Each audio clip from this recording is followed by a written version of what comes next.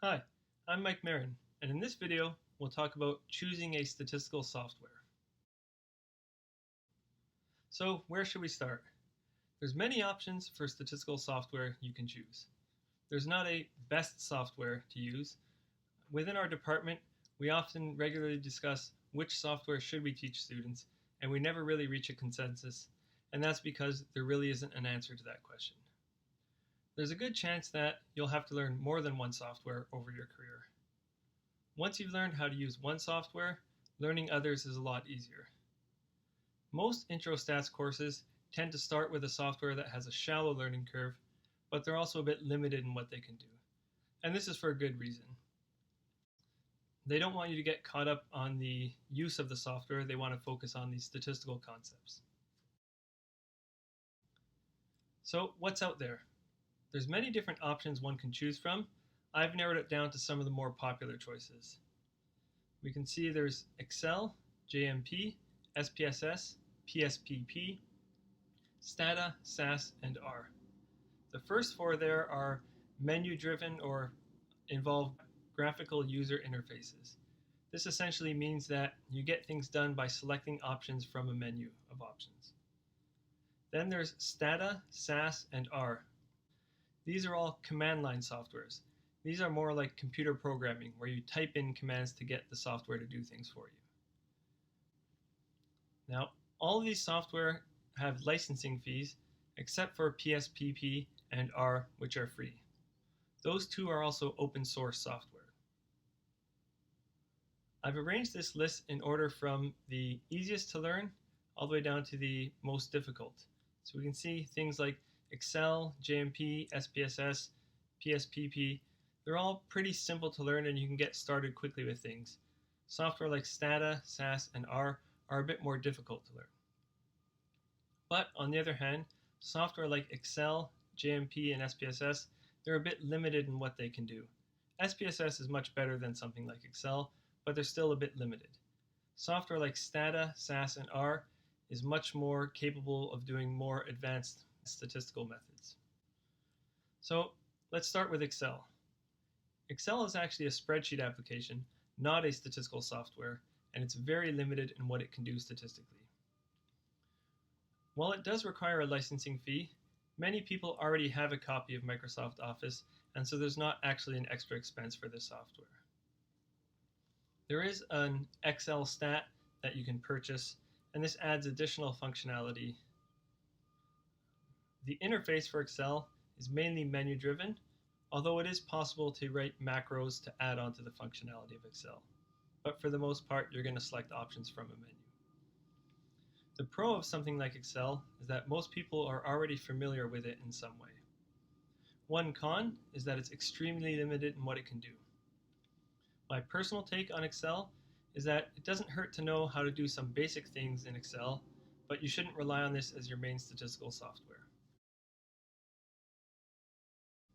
Next in line is JMP. Again, this one also has a licensing fee. This software is created by the company that has created the SAS software. It's good for exploratory data analysis, but it's not as useful for model building or exploring hypotheses. The interface is that, again, it's mainly menu-driven, although you can use a command line. A pro of this software is that it has a shallow learning curve. You can get started with it fairly quickly and start working on your data almost in one day. A con is that it's not very good with more advanced statistical methods. My take on this is that it's easy to get started with, but I wouldn't rely on it as my main statistical software for analysis, but it is a good jumping in point. SPSS also requires a licensing fee, and this is commonly used in social sciences, but you'll also find it used in certain areas of health sciences. It's good for the more commonly used statistical methods. Again, its interface is also mainly menu-driven. You can use a command line, but most of what you get done is through selecting options from a menu. A pro of SPSS is that it has a shallow learning curve and you can get started fairly quickly. It also looks and works very similar to Excel, so it's not very foreign for most people. Again, it's a software that within a few hours you can be up and running and starting to actually do stuff. A con is that it's not good for the more advanced statistical analysis methods. So you're a bit limited by what's available in the menu options. Again, command line is possible, but most of the time you're going to be working through the menu. My take on SPSS software is that while I'm not a big fan of it personally, it is a capable software. It has a very low learning curve, and it can do most of the standard analyses. Now there's PSPP. This is a free open source software. Essentially, it's a clone of SPSS and was built in the late 90s. It has most of the functionality of SPSS, but it's still being built up a bit. Currently, the user interface is a bit ugly, but that will change with time as people start to build it up and make it look a bit nicer. But it's nearly identical to SPSS in most respects. The interface, again, is mainly menu driven.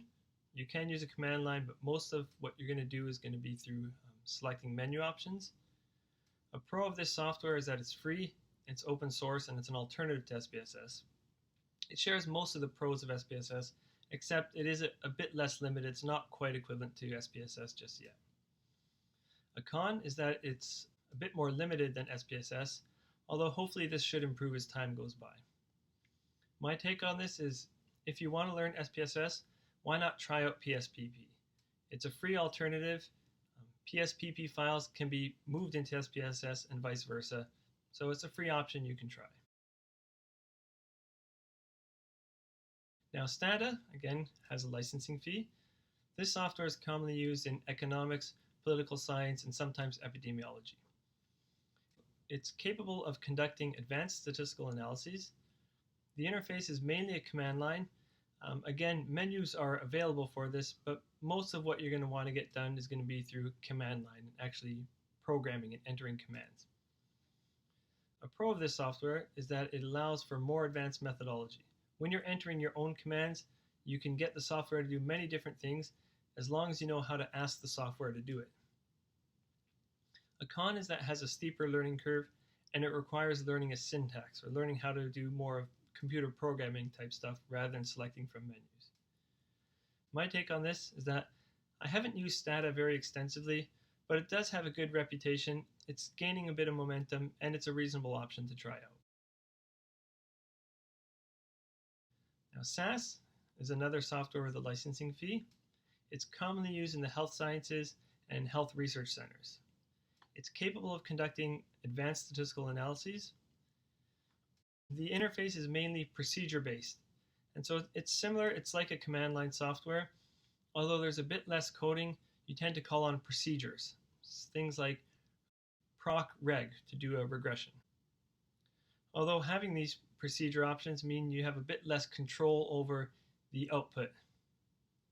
A pro of SAS is that it's a very powerful software, and it's also a very marketable skill in the health sciences. A con is that you have a bit less control over the inputs and the outputs, and it's procedure-based, meaning for the most part you get what's built into that procedure. You don't get to ask for things specifically yourself. It requires entering calls for procedures, not selecting from a menu, and currently it's not available for Mac. This goes back and forth. Years ago there were versions available for Mac. It currently isn't, and I'm not sure if and when there will be a version available for Mac. My take on this is that it's probably the best choice of software that requires licensing fees. R is a free open source statistical software. It's actually a clone of a software called S or S+. It's capable of conducting advanced statistical analyses. It's probably the top choice of software in the field of statistics. R is not just a software, but it's actually a programming language itself. Similar to something like C+ or Visual Basic, it's actually a language built itself. R's functionality can be extended by installing what are called packages. These are similar to things like Excel has these add-ons and these tool packs. It's very similar to those. It's extra functionality that you add on to R. These packages are built and contributed by statisticians around the world. So this is one of the benefits of being an open source software. And these packages are very specific in what they do, and many of them involve cutting edge technology. There's currently over 2,000 different packages that exist for R. You can take a look at the cran.r-project.org website to see a list of all those available. We can just take a look at a few of them here. So we can see if you go to the R project website and look under packages, here's a list of the packages available in alphabetical order. And you can see how many there are just starting with the letter A. Tools for approximate Bayesian computation. There's ACC and LMA graph plotting. There's Affymetrix, SNP, probe summarization, ... You can see scrolling down, there's tons of these available. Look at how many there are just for the letter A. And they're very specific in what they do. We can see here hierarchical Bayesian ANOVA models. Okay, so a lot of these involve very cutting edge methodology with commands built in specifically for those. The interface for R is mainly command line, although graphical user interfaces do exist and menu options do exist, but for the most part, working within the command line environment is the better way to go, or what you're going to be doing. A pro of it is that it's a very powerful software. It's capable of conducting the most recent and most cutting edge statistical methodology, and there's also tons of help available online. If you do a web search for whatever it is you're trying to figure out how to do, you're going to be able to find some answer somewhere. A con is that it requires learning to code or learning how to program, and it's not easy to use the menus. No licensing fee for a software means that there's no technical support available from the developing corporation. So for example, SAS is commonly used in hospitals or government research centers, and part of this is because when you pay a licensing fee for SAS, that also means when you have problems with it, you can call someone and they provide technical support. When you're using a software like R that's free, anything that goes wrong, you're on your own. There isn't a hotline you can call with someone who's going to help you. So my take on R is that it's probably the top choice for statistical software, and it's free. I also have a resource available you can check out. You can visit my YouTube channel for a large set of video tutorials helping you get started with R. So these are designed for the beginner. You can see it there, just youtube.com/MarinStatLectures. So some of my opinions on these softwares. I'd say that the three best choices are SPSS, SAS, or R. SPSS is the easiest for you to get started with, and it's capable of doing most routine analyses. So as long as you're not doing something very cutting edge, SPSS is going to be able to get it done for you. And there's also a freely available alternative in PSPP. It's not quite as good as SPSS, but this should change over time. SAS is a bit more difficult to learn, but it's a very marketable skill to have, especially if you're going to work within a health research center. R can be a bit more difficult to learn as well, but it's also very marketable, and it's gaining lots of momentum. So while life is a balance between what's ideal and what's realistically possible, learning to use more than one statistical software is going to be your best choice. So what do each of these softwares look like? Let's take a quick look at each of these. Since I don't have a license for all of these softwares, and it's going to take a long time to go through and look at all of them, we're not going to look at them interactively. We'll look at them through a series of screenshots and a description of how they work. But we will talk about how you can get a certain task done within each of them. And again, if you want a more interactive look, just do a YouTube search on any of these software, and you'll see some help videos that give you an idea of what they look like and how to get things done within the software. So first, there's menu-driven software. These are the Excel, JMP, and SPSS. These all work by selecting options from a menu. JMP and SPSS look pretty similar to Excel, only they have more statistical functionality built into them. So they're pretty good stepping stones in that they're not looking like something very new to you. They all work in pretty similar ways and give pretty similar looking output. And I'd say out of these three, SPSS is probably your best choice. So taking a look at Excel, this is the kind of familiar interface, and of course exactly how it looks depends on which version or year you have of Excel, as well as if you're working on Mac or PC. But generally it has this spreadsheet, and you can see the bar across the top with File, Edit, Tools, and Data. And these are how you get some of the the analysis techniques done. So say to fit a linear regression model, you're going to select the method and then the variables using menus. So you go into something like data analysis, you select the regression option, and then you input which variables are your x and your y, all using menus. The output you get from Excel looks something like this. We can see we're given some of the regression statistics, the R squared, the adjusted R squared, the number of observations. We're also given the ANOVA table for the regression model, as well as the model parameters, the model slope and intercept, and the standard errors for these, confidence intervals, and so on. Taking a look at JMP, we can see that the interface for it looks pretty similar to Excel. We've got a spreadsheet there, and across the top we have these menu bars that involve things like tables, analyze, graph, and again, this is how we're going to analyze data or create graphs for it. So to fit a linear regression model, we would just go in under the analyze, we would select linear regression, and then we can see through an interface like this, we would input what are our x variables, what is our y variable. And the output we get from JMP looks something like this. Again, we can see it's pretty similar to what we saw from Excel. It gives us the summary of the model fit with the R squared and number of observations and things like these. It also gives us the ANOVA table and the parameter estimates for the model. Taking a look at SPSS, we can see again the interface looks pretty similar to Excel, and PSPP looks pretty similar to this, but a bit less polished. We can see again across the top there's a menu bar with things like analyze, graphs. So within SPSS, we're going to use a similar approach again. We're going to go under the analyze menu, select regression, then select linear regression. Then through this next pop-down menu, we're going to input the x variables and y variables, as well as select some other options for plots that we may want to go along with this. And the output from SPSS, again, while they're presented slightly differently, all contain the same information. We can see the top there, we get the R squared, the adjusted R squared. We're also given the ANOVA table, as well as the model coefficients, or the model parameters. Now, command line software, things like Stata, SAS, and R, all use a syntax.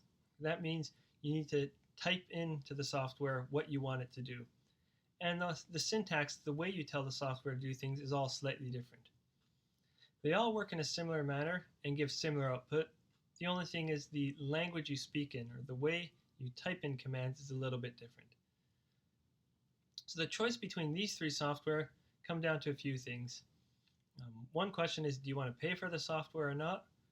Another important question is, what's commonly used in your area of work? If you're in a working environment where people are using SAS, your best bet is probably to learn SAS. That way you can directly use other people's codes. You can have better conversations with them. I personally like R the best, but this is just my opinion. So taking a look at Stata, the interface looks something like this. And you can see it's a bit more intimidating at first than menu-driven software. Working within Stata, you have to use these commands to get things done. Usually these are entered in some console or some editor type space. So here we'd use the regress command to get a linear regression done. And then we would give it the variables, head circumference and gestational age. And there's a specific order. The y variables entered first, and then the x variables would follow it. And Stata returns output that looks something like this. Again, we can see all the same information that we got from Excel or JMP or SPSS. It's all presented here, just looking slightly different. We can see the R squareds and the adjusted R squareds. We can see the ANOVA table and the model coefficients or the model parameters. So taking a look at SAS, again, it's a bit more intimidating as well. We have an area where we enter our commands. This is usually called the editor or the console. To fit a regression model within SAS, we would use the reg procedure. Okay, and then we would specify the variables. Again, it looks similar to Stata. We would call on proc reg, telling SAS we would like to run the regression procedure. and then we tell it what the data is and what variables we're using as our x and y variable. We can see it looks pretty similar to Stata, except there's slightly different syntax. Here we're using semicolons to let SAS know that's the end of a line or the end of a command. The output from SAS looks something like this, although there's usually actually a bit more. Again, we can see the same information there, the R squareds, the adjusted R squareds, the ANOVA table, the model parameters or model coefficients. And because SAS is procedure-based, the regression procedure actually returns a ton of output. It returns almost everything you could imagine ever wanting to know about a regression. This has its pros and cons. The pro is that it means you don't have to ask specifically for certain pieces of output or certain things. It gives it all to you. The con is that I guess it can be a bit overwhelming, where you're getting everything you could possibly want to know about a regression, or maybe there's certain things you don't want to know or don't care to see. Taking a look at R, again, the interface can be a bit more intimidating than menu-driven software at first. But all of these command line softwares are worth getting to know once you get over that learning curve. They are much more powerful once you pass that point. So to fit a linear regression model with an R, you use commands again to do this. And you use a separate command for each piece of output that you want. So to fit a model, we do something like model equals LM for linear model, and then specify the x and y variables. And if we want any output from R, we need to ask for a summary for the model. And this will return the model coefficients or parameters. It'll also return the R squared, so some of that output we saw from these other software. It will not return the ANOVA table for the model.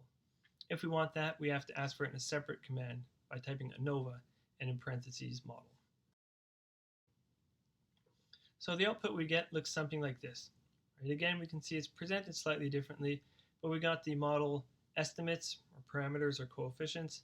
At the bottom, we can see there we've got the R squared, the adjusted R squared, things like these. The big difference between R and SAS, or one of the difference in outputs, is that R, you need to ask for every specific piece of output you want, where SAS, on the other hand, gives you every piece of output you could ever imagine without asking for. So, making your choice. When choosing the software to work with, don't just choose what looks easiest. Quite often in life, the easy things aren't really that good, and the good things aren't really that easy. So while learning some of these command line softwares have a much steeper learning curve, rather than learning to work with the software in a day, it might take you a few months, you're going to be much better off in the end and able to do many more things. Finding out what's commonly used in your discipline or your workplace is important. Right? A lot can be gained by a team working with the same software and helping to teach each other or pass code and analyses back and forth. Working knowledge of more than one software is ideal. Of course, we live in the real world and this isn't always possible, but the more softwares you know a little bit about, the more you're able to do things. And I would say, think about your long-term goals. How hands-on do you want to be with your data? If you're not really going to touch your data much, then stick to something like SPSS or JMP, where you can just explore it a little bit, but let your team analysts do most of the stuff. If you want to be a bit more hands-on and actually fit some of the models and explore the data a bit more yourself, I'd recommend learning a software like R or SAS or Stata. Well, thanks for watching this video, and I hope your choice of software is a bit easier now.